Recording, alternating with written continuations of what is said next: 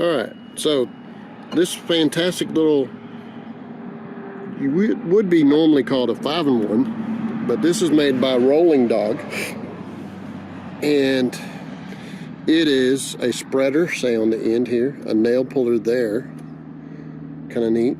You clean your rollers on that circular part right there, and then you have a hammer of sorts. It's pretty tough.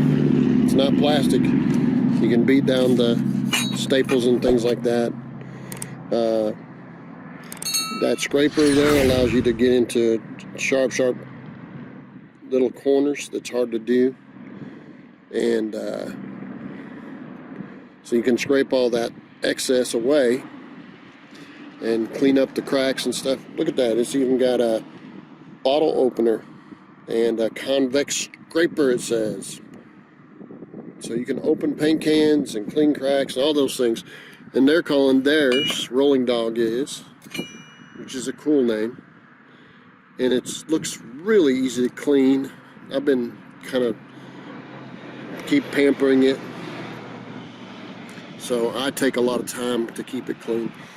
But you guys might consider Rollingdog 10-in-1 multi-action, multi-function painter's tool. I liked it. Pretty cool.